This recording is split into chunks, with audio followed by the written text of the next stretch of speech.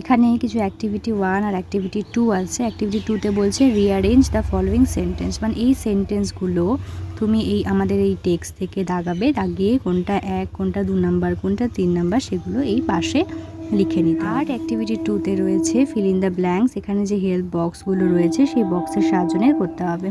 করে দিই। Taffy the toy clown lived in a toy shop, he wished to do something noble, সে কিছু মহান কিছু করতে চাইতো। His friend Timothy felt that the clown always grumbled, সে সবসময় কিছু অভিযোগ নিয়ে থাকতো, grumbled. But Taffy thought that the adventures were always exciting. তোমরা এই লাইনগুলো দাগিয়ে নিতে পারো, এখানে সবগুলো এখানে দাগানোই আছে। যে Taffy long to be a hero, he thought the corner on the toy shell, তারপরে it is so dull up here on the shell, was to belong, grand race হচ্ছিল দুজনের মধ্যে, সেই রেসটা।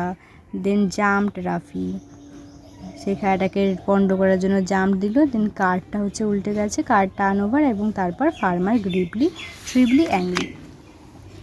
তো এখানে কারা আছে, ফার্স্টেই টাফি ক্লাউন হিরো হতে চেয়েছিল, তারপরে কি যে he found a little corner, তার যে খুঁজে পেল যে তার টয় শেলফটা একটু অন্ধকারাচ্ছন্ন ছিল। 3 নম্বরে কি হবে, এই যে একটা গ্র্যান্ড রেস আয়োজন করা হয়েছিল, কিসের মধ্যে, উডেন হর্স আর কার্টের মধ্যে, কার্ট যেটা ড্রাইভ করবে কে, উডেন ফার্মার। দেন 4 নম্বরে এই যে টাফি কী করলো, জাম্প দিল, লাফ দিল সে খেলাটাকে পন্ড করার জন্য।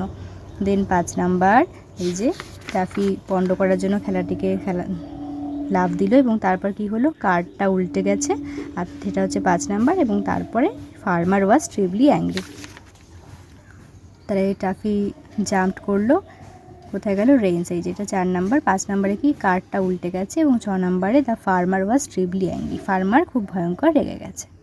ব্যাস। তো কিছু যদি সমস্যা হয় তোমাদের তাহলে আমাকে কমেন্ট করে অবশ্যই জানাবে।